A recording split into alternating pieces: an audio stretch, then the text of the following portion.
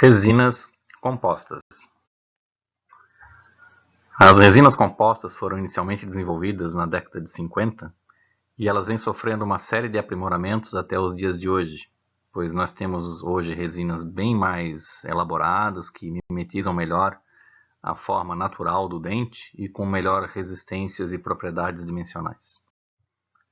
A indicação do uso das resinas compostas é bastante extensa. Elas podem ser utilizadas para restaurações estéticas, em todos os tipos de classes, de restaurações odontológicas. Pode ser utilizada desde uma classe 1, passando para a classe 2, 3, 4 e 5.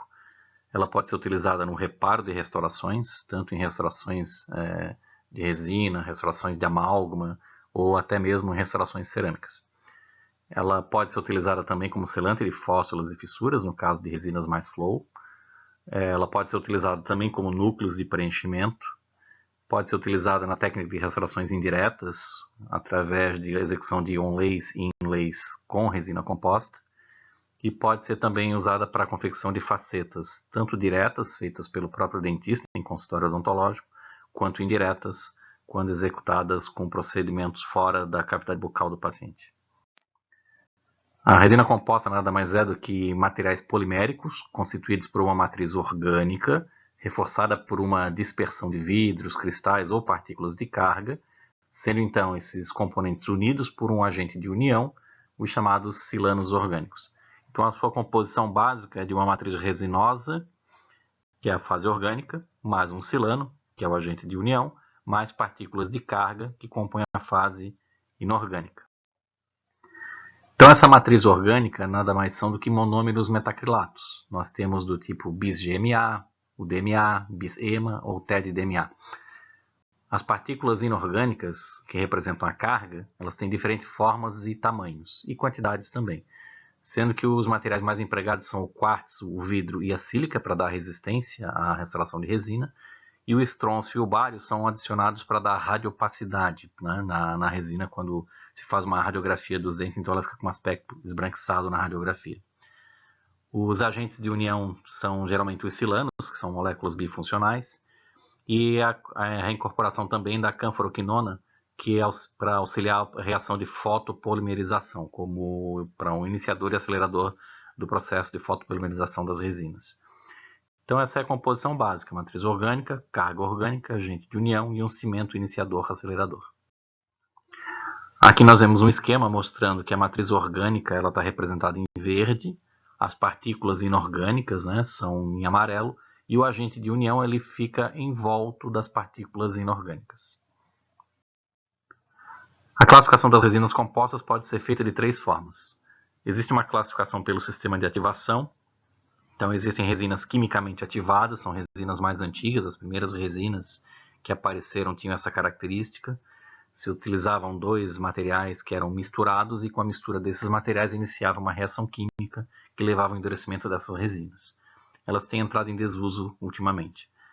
Existem as resinas fisicamente ativadas, por exemplo, as resinas fotopolimerizáveis por luz, e existem as resinas chamadas dual, que elas têm duplo sistema de ativação. Ela é ativada fisicamente, com a luz fotopolimerizável, e também por ativação química. Uma outra classificação é pela viscosidade.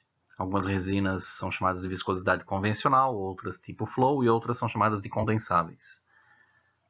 Pelo tamanho das partículas, nós temos uma classificação muito variável, conforme os autores, mas a maior parte deles simplifica a classificação chamando em resinas de macropartículas ou tradicionais, de micropartículas, híbridas ou de nanopartículas.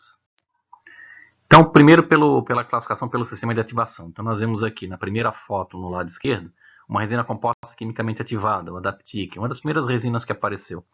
Então, ela basicamente era utilizada para fixação de brackets ortodônticos, para cimentação de fraturas em coroas de dentes, onde se pega o fragmento dental, a gente pode fazer a união pelo sistema químico, haja vista que é meio improvável que a gente consiga atingir a luz do aparelho fotopolimerizador num traço de fratura no interior de um dente. A resina composta fotoativada à luz é a mais empregada, que o dentista usa no seu dia a dia para fazer restaurações nos dentes. A resina composta dual é mais utilizada nos cimentos resinosos, quando ela é empregada para fazer a cimentação de próteses, né, de inlays, de facetas, inlays, etc. Pela viscosidade, nós temos então a resina que é condensável, a resina convencional e a resina tipo flow, que tem maior escoamento. Pelo tamanho das partículas, a classificação ela varia de autor para autor, sendo que a classificação principal é a que está apresentada nessa tela. Nós temos a de macropartícula, a de micropartículas, as híbridas e as nanohíbridas. Então, conforme o tamanho das partículas em micrômetros, a gente pode classificar o tipo de resina. Lembrando que as nanopartículas, elas são tão pequenas as partículas que não chegam a formar um micrômetro, e sim 20 nanômetros, até 20 nanômetros, né? Em média de 20 nanômetros. Na tabela 13.2, que está apresentada no lado esquerdo, há uma outra classificação de outros autores que classificam as resinas em macropartículas, partículas pequenas, partículas médias, mini partículas, micropartículas e nanopartículas. Então, para vocês identificarem que existem classificações divergentes entre os autores, né? Mas as mais comuns serem encontradas é essa que está na figura do lado direito. As de macropartículas, micropartículas, híbridas e nanopartículas. Nessa foto a gente pode ver a diferença de tamanho das partículas, sendo que as macropartículas têm partículas de maior tamanho, as microparticuladas, as partículas são pequenas, as híbridas é uma mistura de partículas grandes com partículas pequenas, e as nanopartículas com partículas muito pequenas, não chegando a menos de 1 micrômetro. Fazendo uma relação entre o tamanho e o volume das resinas, comparando macropartículas, híbridas e nanopartículas, a gente vê nesse esquema no lado esquerdo que há uma diferença, né, na forma como essas partículas se agrupam quando é feito uma restauração de resina. Veja que nas nanopartículas a gente tem a matriz e as partículas separadas em uma quantidade maior de matriz, né? Enquanto a híbrida, essas partículas pequenas, que são misturadas com partículas grandes, preenchem esse espaço da matriz. Já nas nanopartículas, nós só temos partículas extremamente pequenas, o que deixa pouco espaço para a matriz. Então, lembrando que a matriz orgânica é sempre a parte menos resistente da composição de uma restauração de resina composta. A resina de nanopartículas é a que tem menor matriz orgânica por volume. Então, as resinas nanoparticuladas, elas apresentam um melhor equilíbrio entre a lisura superficial, integridade, estabilidade de cor e resistência.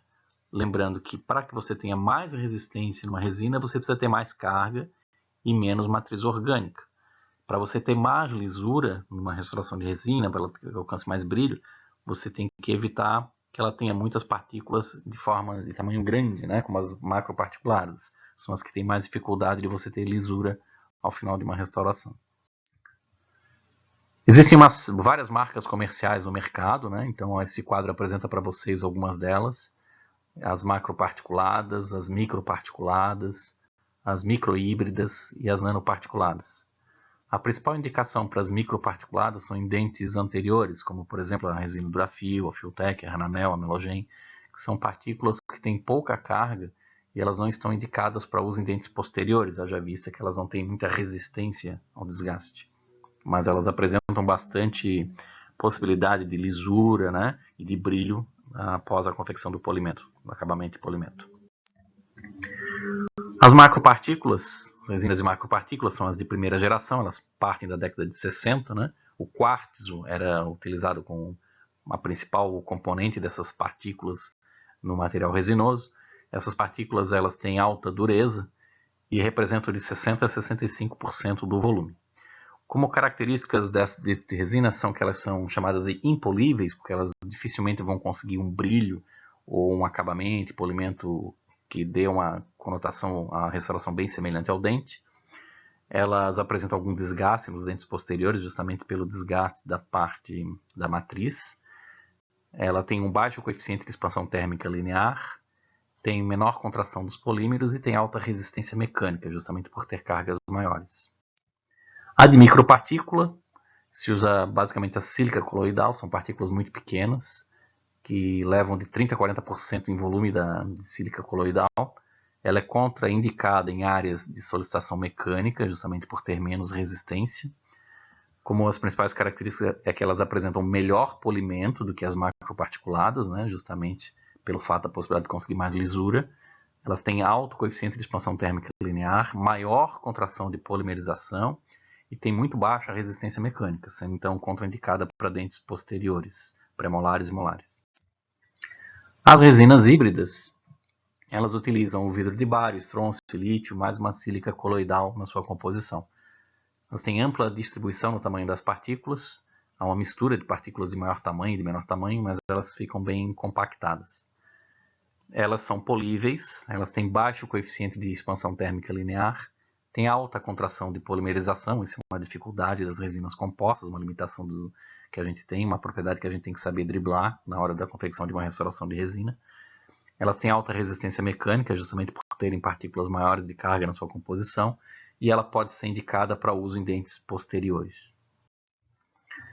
As microhíbridas e as de nanopartículas, elas têm partículas de menor tamanho, elas ficam mais agrupadas. Então, nesse esquema no lado direito, está sendo mostrado, na verdade, essas partículas se unindo, formando um cluster, um agrupamento. Então, esses clusters, esses agrupamentos, eles não deixam espaço para a matriz. Se a gente tem menos matriz por volume numa massa de resina, a gente vai ter mais resistência na restauração de resina, já vista que a matriz é que confere a perda da resistência numa restauração de resina composta. Então, as resinas ainda podem ser distribuídas em dois tipos. Existem resinas compostas desenvolvidas para esmalte, que são mais translúcidas, mais transparentes, e as resinas desenvolvidas para aplicação em dentina, que são mais opacas, ou seja, são menos translúcidas e não deixam atravessar tanto a luz no seu corpo. Então a gente deve sempre saber utilizar, na hora de confeccionar uma restauração, que tipo de resina a gente usa. A gente sabe que as resinas de esmalte elas devem ficar sempre na camada final da execução de uma restauração. E as resinas de dentina elas são utilizadas mais nas regiões cervicais, no terço médio, abaixo de uma camada de uma resina para esmalte, justamente para não deixar transpor, por exemplo, uma parte mais escurecida de dentina que existe no dente. Então, abaixo de uma camada de resina para esmalte, se usa sempre uma camada de resina para dentina. Exceto na região incisal, onde os dentes têm a característica, né, de terem a região de esmalte sem ter, no sentido vestíbulo lingual, vestíbulo palatal, sem ter dentina por baixo, é praticamente só esmalte nessa região incisal. Então nós podemos utilizar basicamente apenas as resinas de esmalte, que vão dar uma característica de translucidez, que ficaria com um aspecto mais natural nas restaurações de resina composta feita em dentes anteriores. A contração de polimerização é um grande problema das resinas compostas, é uma das grandes deficiências que elas apresentam, e esse quadro indica basicamente o que ocorre. A resina composta é constituída de monômeros, esses monômeros eles estão dentro de uma matriz e são afastados entre si. A partir do momento que nós colocamos a luz nessas resinas que são fotoativadas, há uma aproximação desses monômeros formando uma cadeia polimérica. Esses polímeros, né, esse polímero que se forma, ele na verdade ele mostra que existe uma contração de polimerização. Por quê? Porque é uma aproximação desses monômeros, eles se unem, formando então essa cadeia polimérica. E a contração de polimerização é a diferença que tem entre o tamanho do polímero formado com o somatório dos monômeros que eu tinha anteriormente. Isso se caracteriza clinicamente pela formação de fendas, né, na interface entre a resina, a restauração de resina e o dente. Vejam que na fotografia de uma microscopia eletrônica feita no lado direito, ela mostra, né, uma restauração de resina, uma fenda e o dente. Essa fenda que fica entre o dente e a restauração de resina é proveniente da contração de polimerização que ocorre após o dentista executar o procedimento de fotopolimerização do material que foi colocado na cavidade do dente.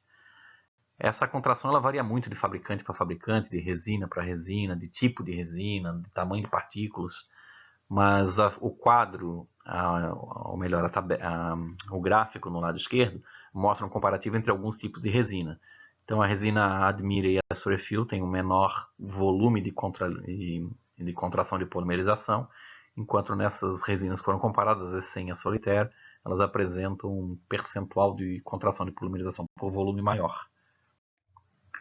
A contração de polimerização, então, ela varia muito de marca para marca. Nesse quadro eu apresento algumas marcas comerciais e a contração de polimerização em percentual que é mostrado. Então vejam que as resinas de micropartículas e microhíbridas, elas têm contração de polimerização basicamente em torno de 2 a 3% do seu volume.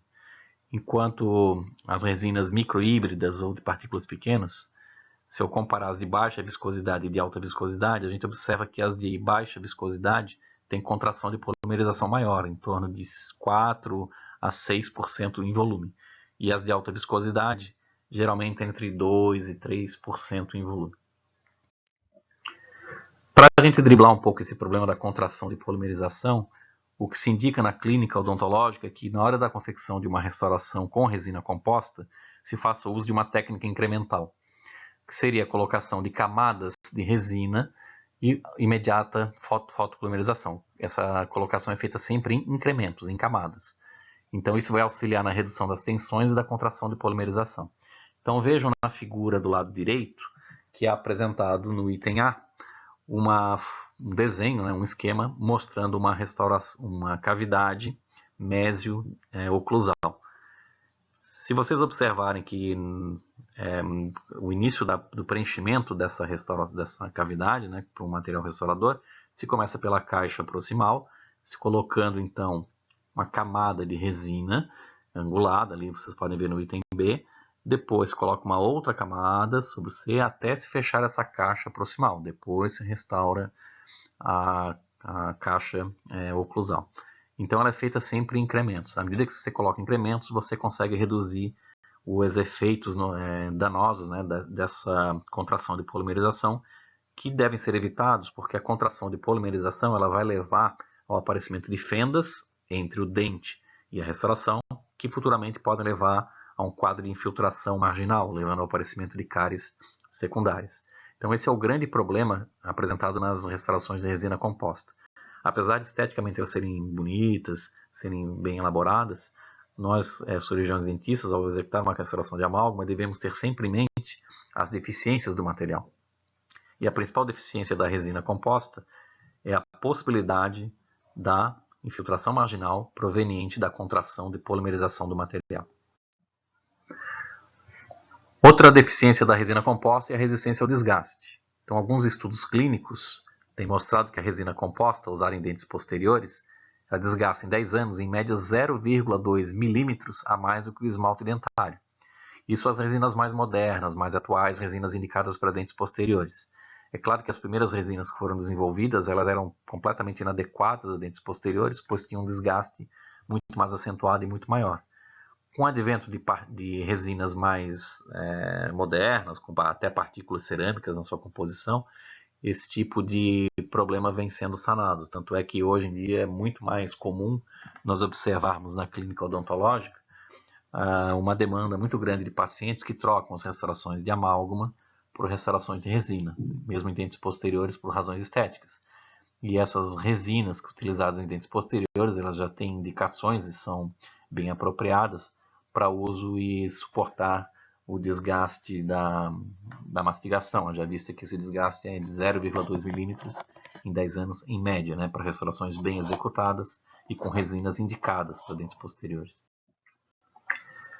A parte de acabamento e polimento é a última etapa de uma restauração de resina composta e a gente tem uma série de materiais que podem ser utilizados. Na foto à esquerda, nós temos brocas para acabamento e polimento, que podem ser utilizadas para desgaste e ajuste oclusal das restaurações para que elas não fiquem altas e causem desconforto ao paciente. E pode ser utilizadas também borrachas abrasivas para complementar esse polimento. Então a gente dá o acabamento com brocas e o polimento pode ser feito com algumas borrachas abrasivas. O acabamento e o polimento das resinas compostas são considerados sempre passos fundamentais para aumentar a longevidade das restaurações. Se eles forem feitos de forma inadequada, as restaurações vão ficar com rugosidade superficial, a gente vai dar a possibilidade de aumentar o desgaste dessas restaurações, elas terão instabilidade de cor, pois se elas não estiverem exatamente bem lisas, haverá uma aglomeração de pigmentos que podem manchar essas restaurações, além de facilitar o acúmulo de placa bacteriana, comprometendo assim dessa forma todo o desempenho clínico dessa restauração a médio e longo prazo. A técnica de acabamento e polimento, então, ela está sendo mostrada aqui nesse quadro, onde no lado esquerdo nós temos a utilização de borrachas abrasivas e de discos flexíveis para auxiliar no polimento. E no lado esquerdo, no lado direito, nós temos uma restauração de resina composta já polida, já acabada, com o caso concluído. Então vejam que, do ponto de vista estético, a gente consegue dar um bom padrão de qualidade estética para qualquer procedimento odontológico com a utilização de resinas compostas.